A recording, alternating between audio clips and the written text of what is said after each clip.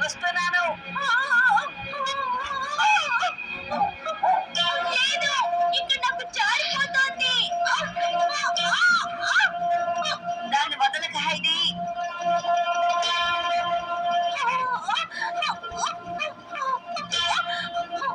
భయపడకు భయపడకు, నేను వచ్చేసాను. లేదు, నేను పట్టుకోలేకపోతున్నాను. మెల్లిగా నీ చెయ్యి హైడీ. మెల్లిగా త్వరగా త్వరగా నీ చెయ్యి అలాగే పట్టుకో.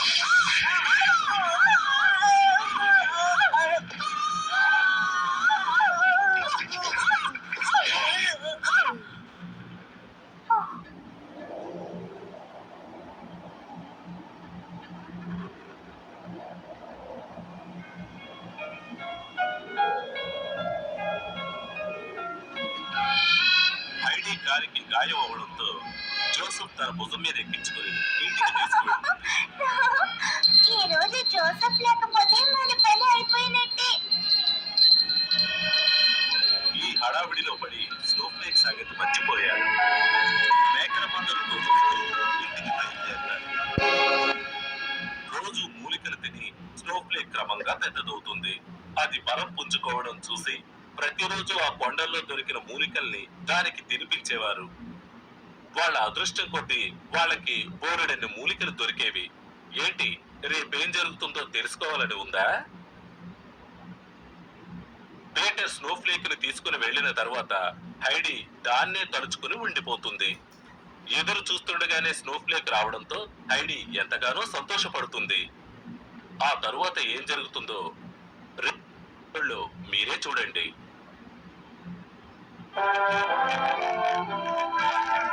రేపటిలో మీరే చూడండి.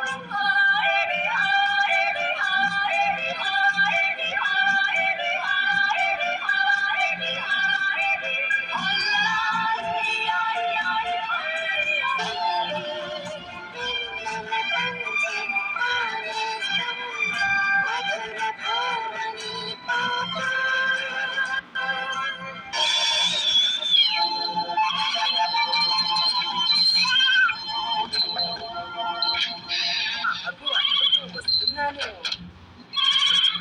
బయటికి వెళ్ళడం అంటే ఎంత సరదానో.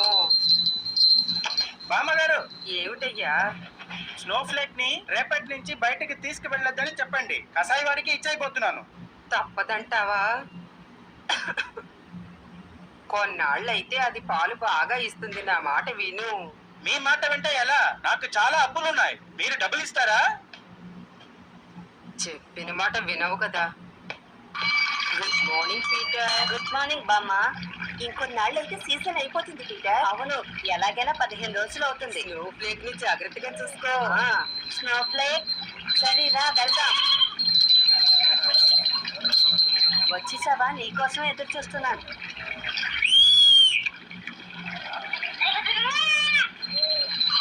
సరే, మేము వెళ్ళొస్తాం. పీటర్, నీకు ముఖ్యమైన విషయం చెప్పాలి. చెప్పండి. స్నోఫ్లేక్ సరిగ్గా పాలు ఇవ్వడం లేదని దాన్ని కసాయి వాడికి ఇచ్చేస్తానంటున్నారు. అలాగా? అవును, అందుకనే నువ్వు రేపు దాన్ని తోలికెళ్ళకు.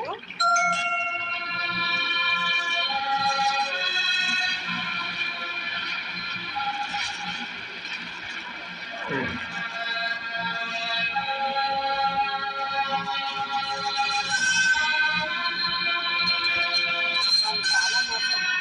ఇలాంటి నోటికలు దొరకడానికి వాళ్ళు పెట్టుకుంటున్నారు.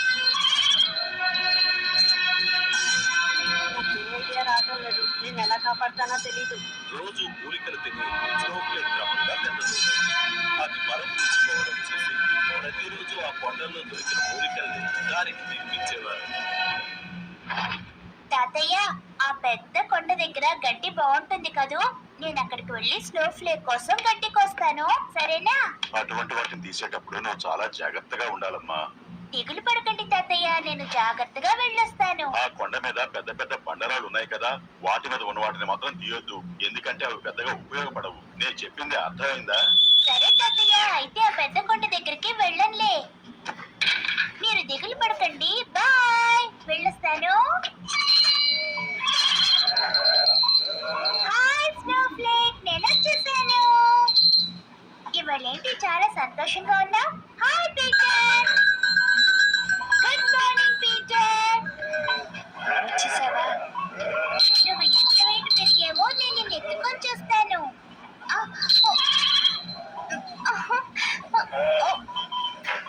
ఏం చేస్తున్నావు? స్నోఫ్లేక్ ఎంత వెయిట్ ఉన్నాడో నేను ఎత్తుకొని చూస్తున్నాను. పీటర్, వచ్చావా? వీడు బాగా పెరిగాడు తాతయ్య. తను ఆ కొండలకు వెళ్తాను అంటుంది, కాస్త చూసుకో. నువ్వు ఈ రోజు ఏ కొండ మీదకి ఎక్కకూడదు ఐడి. కొండ మీద ఎక్కకూడదా? అయితే నేను స్నోఫ్లేక్ కి మూలికలు ఎలా తీస్తాను? ఇక దానికి ఏ మూలికలు ఇచ్చినా ప్రయోజనమే లేదు. చెప్తే అర్థం చేసుకో హైడి. ఎందుకలా అంటున్నావు? ఏమైంది నీకు? చెప్పు పీటర్. రేపటి నుంచి స్నోఫ్లేక్ మనతోటి రానే రాదు. లేదు.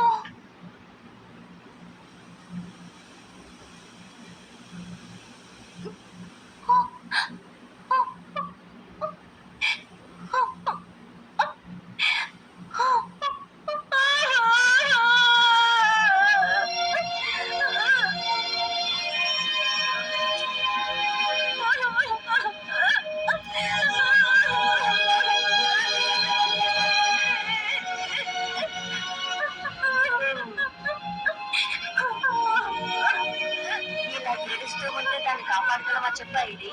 ఏడవడంలో ఏ ప్రయోజనం లేదు. రా, ఇక్కడి నుంచి వెళ్దాం. నేను చెప్తున్నాను కదా, వినవేంటి? రా, ఇక్కడి నుంచి వెళ్దాం. కావాలి. ఇక దాన్ని మర్చిపో, చెప్పేది వినా ఇది.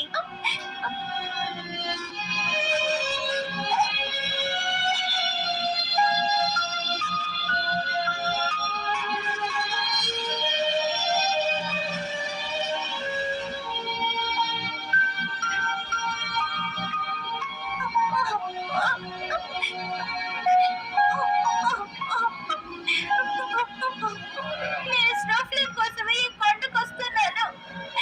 ఇక స్నోఫ్లేక్ లేదనుకుంటే ఇంకెందుకు నేను రావడం? ఇప్పుడు ఎందుకు ఏడుస్తున్నావు? నేను చెప్తున్నాను కదా.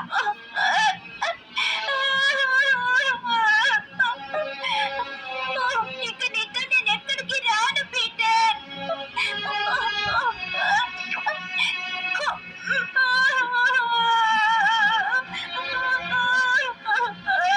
నేను చెప్పేది ఒకసారి వినాయిడి. దీని యజమానులు నిర్ణయం తీసేసుకున్నారు. నువ్వు అనుకున్న దాని తలరాతను మార్చలేవు. అది ఖచ్చితంగా కసాయి వాడి చేతులకు వెళ్ళడం ఖాయం. రా, లేచిరా.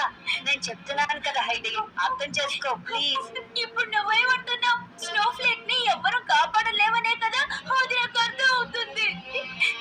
ఒక మార్గం ఉంది. మన దగ్గర డబ్బు ఉంటే మనమే దాన్ని కొనొచ్చు.